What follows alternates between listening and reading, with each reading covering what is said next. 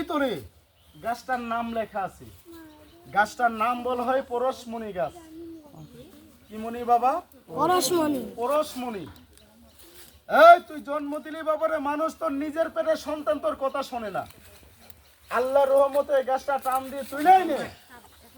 এই দেখ, একটু মসজিদ ঘরের মাটি দিয়ে গাছটা পুষ্করিণীতে রেখে দিন। এই সাপ আমি বাধ্য রাখছি। তোর জমিদারের বাচ্চা বাচ্চা থাকে তোর বাড়ির অশান্তি ঘুমা ঘুমা ঘুমা। আমাকে একটু নামাজ পড়ে দোয়া করবেন।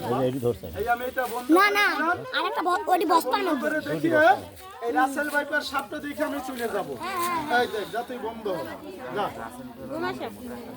যা।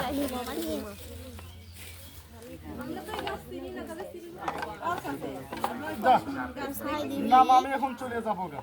যা, যদি পারেন যাবার পথে উস্তাদের একটা ফোন নাম্বার রাখে দিন, আপদ বিপদের কথা বলা যায় না। অবশ্যই অবশ্যই। যা,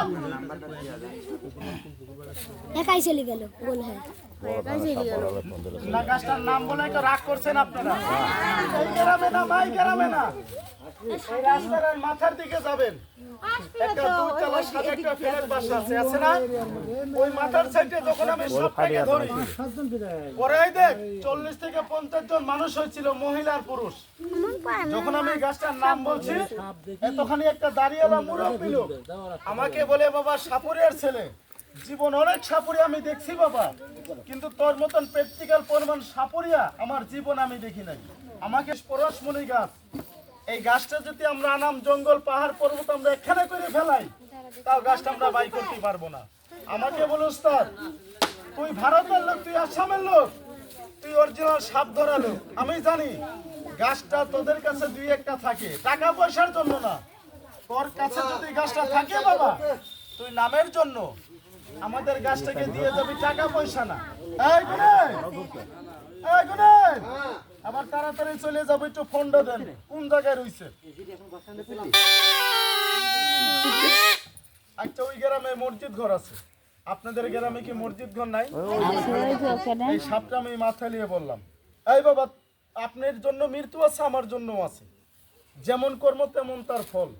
তবে সবাইকে না, আমি মসজিদের নামের জন্য এই জায়গায় মানুষকে অমানুষকে না, আমি মানুষকে, আমি মন থেকে সবাইকে না, মন কেলা বেঈমানটাকে আমি বাদ করে কিছুজন মানুষকে দুই একটা গাছ আমি দিয়ে যাব। মাগনা টাকার জন্য আমি দেবো না। যে এতগুলা মানুষের ভিতরে আল্লাহর বান্দা নবীর উম্মত, যে আল্লাহর জুম্বা ঘরের দিন, পবিত্র শুক্রবারের দিন, যে লোকে 5-10 টাকা মসজিদে দান করবেন, এই সাপটাকে আমি বুকে নিয়ে বললাম, তাকে আমার মন থেকে এক টুকরো গাছ থেকে আমি দিয়ে যাব। বলেন আলহামদুলিল্লাহ। আলহামদুলিল্লাহ। না 5-10 টাকা মসজিদে দিতে বলছি, কেউ রাগ করছেন? না। কথা বলেন, রাগ করছেন? না। তাহলে আল্লাহর ঘরে দিবার মতন মানুষকে এই গ্রামে নাই? তাহলে কয়টা লোকে আল্লাহর ঘরে টাকাটা দিবেন? 5-10 টাকা কয়জনে কারা কারা দিবেন? একটু ডাইনারটা আল্লাহ গুছা করে দেখেন তো, বলেন আমি দেবো। সবাই দেব, 4জন 5জন সবাই দেবে।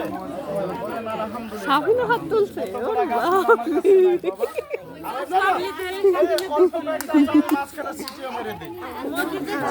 সেই গাছটা তুলে নেবেন, আর যে না পাবেন